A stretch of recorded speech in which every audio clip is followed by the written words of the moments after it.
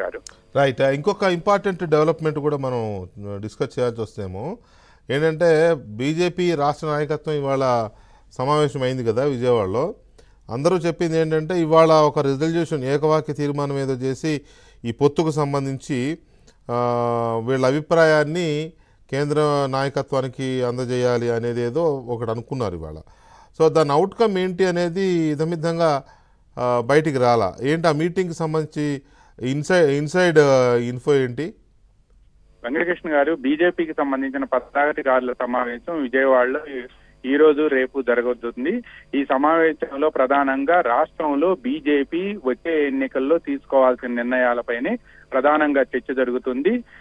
ఈ రోజు రాత్రికి మరికొద్ది సేపట్లో ఢిల్లీ నుంచి కేంద్ర బీజేపీలోని కీలక నేత తరుణ్ చుగ్ విజయవాడకు రాబోతున్నారు.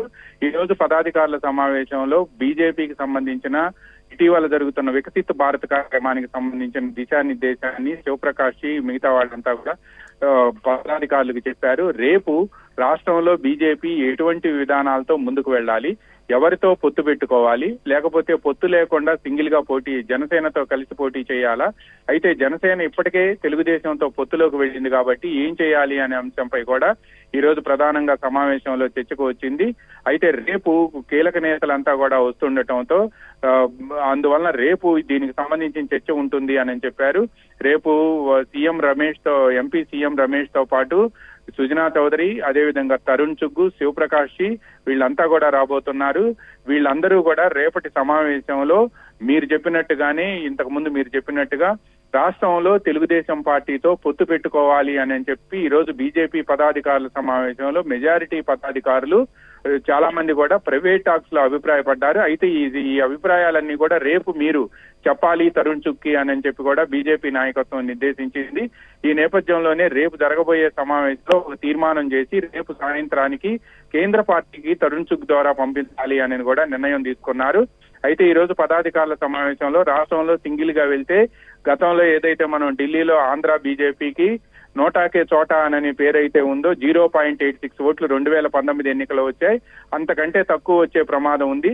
అందువలన మనం తెలుగుదేశంతో కలిసి వెళితేనే మనకి మనుగడ ఉంటుంది. అదేవిధంగా దీంతో పాటు రాష్ట్రంలో వైఎస్ఆర్ కాంగ్రెస్ పార్టీని ఎదిరించాలి అని ఇప్పటికే జనసేనతో పొత్తు ఉండటంతో జనసేన కూడా టీడీపీతో కలిసి ముందుకు వెళ్తుండటంతో అందువలన తప్పనిసరిగా మనం టీడీపీతో కలిసి వెళ్ళాలి అని చెప్పి దీనికి సంబంధించి రేపు అందరి నిర్ణయాలు కూడా చెప్పాలి అని కూడా బీజేపీ రాష్ట్ర నాయకత్వం పదాధికారులందరికీ కూడా చెప్పింది. రేపు జిల్లాల వారీగా పదాధికారులతో తరుణ్ చుగ్గు, శివప్రకాష్ ఇద్దరు కూడా భేటీ కాబోతున్నారు. రేపు సాయంత్రం ఈ రోజు ప్రాథమికంగా అభిప్రాయపడినప్పటికీ కూడా రేపు సాయంత్రానికి దీనిపై పూర్తి క్లారిటీ వచ్చే అవకాశం ఉంది. ఈ రోజు మాత్రం సంస్థాగత అంశాలు, రాష్ట్రంలో తీసుకోవాల్సిన చర్యలు, ఎన్నికల దిశగా ఇటువంటి అడుగులు ముందుకు వేయాలి అనే అంశంపై మొత్తం కూడా 5 తీర్మానాలని సాయంత్రానికి ఆమోదించారు Venkatakrishna garu. Right. Thank you very much Ramarao. ఇక మనం ఏపీలో పెన్షన్ల విషయంలో ఇవాళ